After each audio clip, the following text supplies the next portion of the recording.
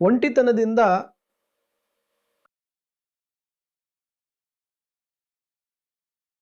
ಹೆಂಗ್ ಹೋರಾಡಬೇಕು, ಇದನ್ನ ಎದುರಿಸೋದು ಹೆಂಗೆ? ಒಂಟಿತನ ಅನ್ನೋದು ಸುಳ್ಳು. ಯಾಕಂದ್ರೆ ಯಾರು ಒಬ್ಬಂಟಿಯಾಗಿದ್ದಾರೋ ಅವ್ರು ಒಬ್ಬಂಟಿಯಾಗಿಲ್ಲ. ಯಾರು ಒಬ್ಬಂಟಿಯಾಗಿರ್ತಾರೋ ಅವ್ರ ಎಲ್ಲಾ ಸಮಸ್ಯೆಗಳು ಮುಗಿದೋಗ್ತವೆ. ನೀವಂತೀರಾ ಒಂಟಿತನ ನಿಮ್ಗಿರೋ ಕಾಯಿಲೆ ಅಂತ. ಒಂಟಿತನ ಯಾವತ್ತೂ ಕಾಯಿಲೆ ಆಗಿರೋದಿಲ್ಲ. ಒಂಟಿತನದ ಅಸಲಿ ಅರ್ಥ ಏನಪ್ಪಾ ಅಂದ್ರೆ ಬೇರೆಯವ್ರ ಬಗ್ಗೆ ಚಿಂತೆ ಮಾಡೋದು, ಬೇರೆಯವರಿಂದ ಪ್ರಭಾವಿತ ಆಗೋದು, ಬೇರೆಯವರ ಅರ್ಥ ಇಲ್ಲದ ವಿಷಯಗಳನ್ನ ತಲೆಗೆ ಹಾಕೊಳ್ಳೋದನ್ನ ಬಿಟ್ಟಿದ್ದೀರಾ ಅಂತ. ಒಬ್ಬಂಟಿಯಾಗಿ ನಾವು ಯಾವತ್ತೂ ಇರೋದೇ ಇಲ್ಲ. ಯಾವ ಸ್ಥಿತಿನ ನೀವು ಒಂಟಿತನ ಅಥವಾ ಖಾಲಿತನ ಅಂತೀರೋ ಅಸಲಿಗೆ ಆ ಸ್ಥಿತಿ ಅಂದ್ರೆ ನೀವು ಜನರ ಗುಂಪಿನ ಮಧ್ಯೆ ಸಿಲುಕಿದ್ದೀರಾ ಅಂತ. ನಿಮ್ಮ ಮನಸ್ಸಲ್ಲಿ ಜನರ ಗಲಾಟೆ ನಡೀತಿದೆ ಅಂತ ಅರ್ಥ. ಮತ್ತೆ ಇದು ಈ ಶಬ್ದಗಳ ವ್ಯಂಗ್ಯ, ಶಬ್ದಗಳ ಸುಳ್ಳು ಇದೆ. ಯಾಕಂದ್ರೆ ನಿಮ್ಮ ಮನಸ್ಸು ಜನರಿಂದ ತುಂಬಿರೋ ಸ್ಥಿತಿನೇ ನೀವು ಒಂಟಿತನ ಅಂತ ಕರಿತೀರಾ. ಒಂಟಿತನ ಆ ಸ್ಥಿತಿಯ ಹೆಸರು. ಯಾವಾಗ ನಿಮ್ಮ ತಲೆಯಲ್ಲಿ ನೂರಾರು ವಿಷಯಗಳು, ನೂರಾರು ಜನ, ನೂರಾರು ಯೋಚನೆಗಳು ಮತ್ತೆ ಪ್ರಭಾವಗಳು ಗೊಂದಲ ಸೃಷ್ಟಿಸ್ತಿರ್ತಾವೋ ಆವಾಗ ನೀವು ಅದನ್ನ ಒಂಟಿತನ ಅಂತೀರ. ಅಂತ ಸಮಯದಲ್ಲಿ ಯಾರಾದ್ರೂ ಬೇರೆಯವರು ಸಿಕ್ಕರೆ ನೀವು ಅವ್ರ ಮೇಲೆ ಗಮನ ಕೊಡ್ತೀರಾ. ಆ ಜನರ ಗುಂಪಿನಿಂದ ಸ್ವಲ್ಪ ಹೊತ್ತು ಬಿಡುಗಡೆ ಸಿಕ್ಕ ತಕ್ಷಣ ನೀವಂತೀರಾ, ನೋಡಿ ನನ್ನ ಒಂಟಿತನ ದೂರ ಆಯ್ತು ಅಂತ. ಅಲ್ಲಿ ಒಂಟಿತನ ದೂರ ಆಗಿಲ್ಲ, ಜನರ ಗುಂಪು ದೂರ ಆಗಿದೆ ಅಷ್ಟೆ. ಯಾರು ತನ್ನನ್ನು ತಾನು ಒಬ್ಬಂಟಿ ಅಂತ ಹೇಳ್ಕೊತಾರೋ ಅವ್ರ ಅಸಲಿಗೆ ಆ ಗುಂಪಿನ ಬಲಿಪಶು ಆಗಿದ್ದಾರೆ.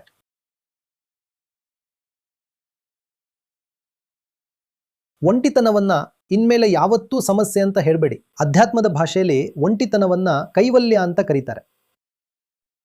ಮತ್ತೆ ಅದು ಅತ್ಯುನ್ನತವಾದ ಸ್ಥಿತಿ. ಅದಕ್ಕಿಂತ ಶ್ರೇಷ್ಠವಾದದ್ದು ಯಾವುದೂ ಇಲ್ಲ. ನಾನೇ ನಾನು, ಆನಂದ.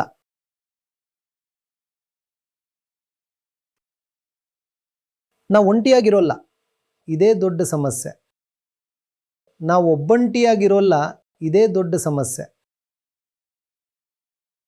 ನಮ್ಮ ತಲೆನಲ್ಲಿ ಈ ಕಡೆದು ಆ ಕಡೆದು, ಮಾರ್ಕೆಟ್ದು, ಆಫೀಸ್ದು, ಮನೆದು, ಹಳೇದು ನೂರಾರು ದನಿಗಳು ಮಾತಾಡ್ತಾ ಇರ್ತವೆ. ಮತ್ತೆ ಅವು ನಮ್ಮನ್ನ ನೆಮ್ಮದಿಯಾಗಿರೋಕೆ ಬಿಡೋಲ್ಲ. ಆ ಸಮಸ್ಯೆಗೆ, ಆ ಸ್ಥಿತಿಗೆ ಇರೋ ಪರಿಹಾರವೇ ಒಂಟಿತನ. ಒಂಟಿತನ ಅನ್ನೋದು ಸಮಸ್ಯೆ ಅಲ್ಲ, ಅದು ಪರಿಹಾರ.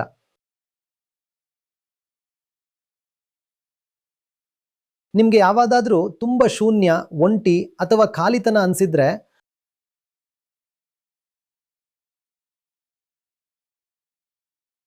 ಅವಾಗ ಚೆಕ್ ಮಾಡಿ ನೋಡಿ ಯಾರ ನೆನಪು ಕಾಡ್ತಿದೆ ಅಂತ. ನೋಡಿ ನಿಮ್ಮನ್ನ ಯಾವುದು ಅಟ್ರಾಕ್ಟ್ ಮಾಡ್ತಿದೆ ಅಂತ. ಅದು ಎಳಿತಿದೆ ಆದ್ರೆ ಅದು ಸಿಕ್ತಿಲ್ಲ, ಅದಕ್ಕೆ ನಿಮ್ಗೆ ಖಾಲಿತನ ಅನ್ಸ್ತಿರೋದು. ನಿಮ್ಗೆ ಒಂಟಿತನ ಅನ್ಸ್ತಿರೋದೇ ಯಾಕಂದ್ರೆ ಯಾವುದೋ ಇನ್ನೊಂದು ವಿಷಯ ಇದೆ. ಯಾವುದು ನಿಮ್ಮನ್ನ ಎಳುತ್ತಿದೆಯೋ ಮತ್ತೆ ಅದು ಸಿಕ್ತಿಲ್ಲ ಅಂತ ಗೊತ್ತಾದಾಗ ನೀವು ಒದ್ದಾಡ್ತಿದ್ದೀರಾ ಅಷ್ಟೆ.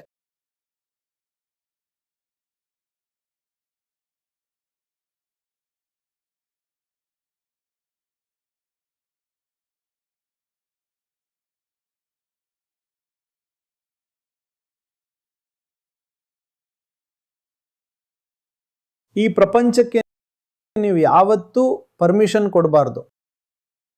ಅಂದ್ರೆ ಅದು ನಿಮ್ಮ ತಲೆ ಮೇಲೆ ಬಂದು ಕೂರಕ್ಕೆ.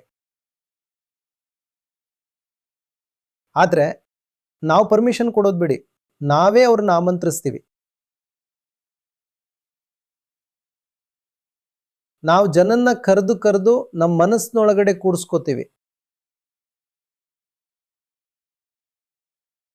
ಮತ್ತೆ ನಮ್ಮ ಈ ಬುದ್ಧಿವಂತಿಕೆಯ ಪರಮಾವಧಿ ಏನಪ್ಪಾ ಅಂದ್ರೆ, ಒಂದ್ ವೇಳೆ ಯಾರಾದ್ರೂ ನಮ್ಗೆ ನಮ್ಮ ಮನಸ್ಸನ್ನ ಈ ಪ್ರಭಾವಗಳಿಂದ, ಗಲಾಟೆಗಳಿಂದ ಪೂರ್ತಿ ಖಾಲಿ ಮಾಡೋ ಮನುಷ್ಯ ಸಿಕ್ಕಿದ್ರೆ ಅವ್ರನ್ನು ಕೂಡ ನಾವು ನಮ್ಮ ಮನಸ್ಸಿನೊಳಗೆ ಕೂರಿಸ್ಕೋತೀವಿ. ಅಂದ್ರೆ 10 ಜನ ಕುಡುಕರು ಸೇರಿ ಕುಡಿತಿರ್ಬೇಕಾದ್ರೆ 11ನೇ ವ್ಯಕ್ತಿ ಬಂದಂಗೆ ಅವನು ಹೇಳ್ತಾನೆ, ಎದ್ದೇಳಿ ಸಾಕು, ತುಂಬಾ ಕುಡ್ದಿದ್ದೀರಾ ಅಂತ. ಮತ್ತೆ ಈ 10 ಜನ ಅವನ ಕೈ ಹಿಡಿದು ಎಳೆದು ಕೂರಿಸ್ಕೋತಾರೆ. ಹೇಳ್ತಾರೆ, ಎದ್ದೇಳ್ತೀವಿ ಬಿಡು, ಮೊದಲು ನೀನ್ ಕೂತ್ಕೋ ಇಲ್ಲಿ ಅಂತ. ಇದೇ ನಮ್ಮ ಪರಿಸ್ಥಿತಿ. ಹೀಗಾಗೋದನ್ನ ನೋಡಿದಿರಲ್ವಾ? 10 ಜನ ಕೂತು ಕುಡ್ತಿದ್ರು, 11ನೇ ವ್ಯಕ್ತಿ ಬಂದ, ಏನ್ ಮಾಡ್ತಿದ್ದೀರಾ? ರಾತ್ರಿ ಕಳೆದೋಯ್ತು, ಇಷ್ಟೊಂದು ಕುಡ್ದಿದ್ದೀರಾ, ಎದ್ದೇಳಿ ಅಂದ. ಅರೆ ಎದ್ದೇಳ್ತೀವಿ, ಮೊದಲು ನೀನ್ ಕೂತ್ಕೋ.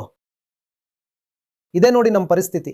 ಯಾರಾದ್ರೂ ನಮ್ಮ ಮನಸ್ಸನ್ನ ಕ್ಲೀನ್ ಮಾಡಕ್ಕೆ ಬಂದ್ರೆ ನಾವು ಅವ್ರನ್ನ ಕೂಡ ಮನಸ್ಸಿನ ಕಸವಾಗಿ ಮಾಡ್ಕೋತೀವಿ.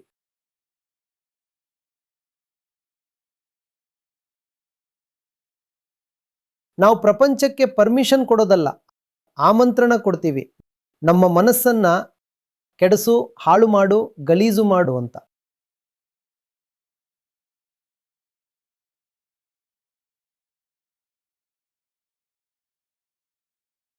ಯಾರನ್ನಾದ್ರೂ ನಿಮ್ಗೆ ತುಂಬಾ ಅಮೂಲ್ಯ ಅಂತ ಮಾಡ್ಕೊಳ್ಳೋಕ್ ಮುಂಚೆ, ಅಂದ್ರೆ ಯಾರೋ ಒಬ್ಬ ವ್ಯಕ್ತಿ ಅಂತ ಮಾತ್ರ ಅಲ್ಲ, ನೀವು ಟಿವಿಲಿ ಏನೋ ನೋಡ್ತೀರಾ, ಅಲ್ಲಿ ಏನೋ ಹೊಳೆಯುತ್ತೆ, ನಿಮ್ಗೆ ಅನ್ಸತ್ತೆ ವಾಹ್ ಎಂತ ವಿಷಯ ಇದು ಅಂತ, ಇದು ತುಂಬಾ ಕಾಸ್ಟ್ಲಿ ವಿಷಯ ಅನ್ಕೊಳ್ತೀರಾ, ಅದ್ರ ಹಿಂದೆ ಓಡ್ತೀರಾ.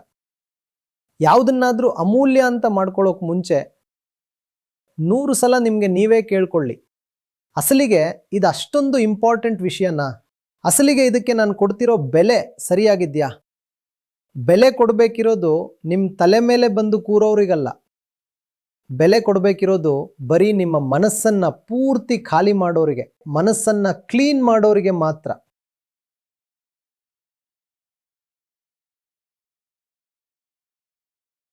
ಮನಸ್ಸು ಕ್ಲೀನ್ ಆಗಿದ್ರೆ ಒಂಟಿತನ ನಿಮ್ಮನ್ನ ಕಾಡಲ್ಲ. ಒಂಟಿತನವನ್ನ ಒಂದು ಲಕ್ಷಣ ಅಂತ ತಿಳ್ಕೊಳ್ಳಿ. ಅಂದ್ರೆ ನಿಮ್ಮ ಮನಸ್ಸು ತುಂಬಾ ಜಿಗುಟಾಗಿದೆ ಅಂತ. ಮತ್ತೆ ಜಿಗುಟಾಗಿದ್ರೆ ಅದು ಪ್ರತಿಯೊಂದು ವಿಷಯವನ್ನ ತನ್ನ ಜೊತೆ ಅಂಟಿಸಿಕೊಳ್ಳುತ್ತೆ. ಈ ಜಿಗುಟಾದ ಮನಸ್ಸು ಇದೆಯಲ್ಲ, ಇದೇ ಅತಿ ದೊಡ್ಡ ಪ್ರಾಬ್ಲಮ್.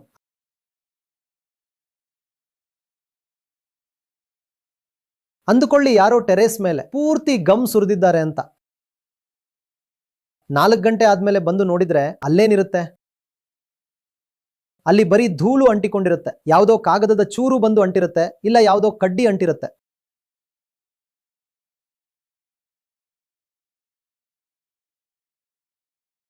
ಹೆಚ್ಚಾಗಿ ಅದೆಲ್ಲ ಬರೀ ವೇಸ್ಟ್ ಕಸಗಳೇ ಅಂಟಿಕೊಂಡಿರುತ್ತವೆ ಅಲ್ವಾ?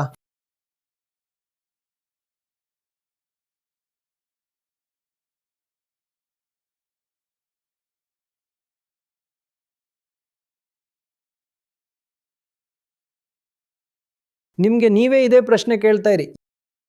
ಈ ಒಂದು ಯೋಚನೆನ ಮನಸ್ಸಿನಲ್ಲಿ ಕೂಡಿಸ್ಕೊಂಡು ನನಗೆ ಸಿಕ್ತಿರೋದಾದ್ರೂ ಏನು?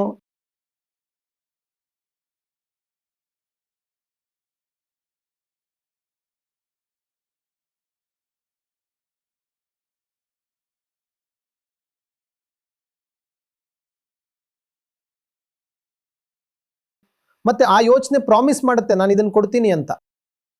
ಅವಾಗ ಕೇಳಿ, ಯಾವ ಪ್ರಾಮಿಸ್ ಮಾಡಿದ್ಯೋ ಅದನ್ನ ನೀನು ಕೊಡ್ತಿದ್ಯಾ ಇಲ್ವಾ? ಪೂರ್ತಿ ಪ್ರಾಮಾಣಿಕವಾಗಿ ಕೇಳಿ, ಆಟ ಮುಗೀತು.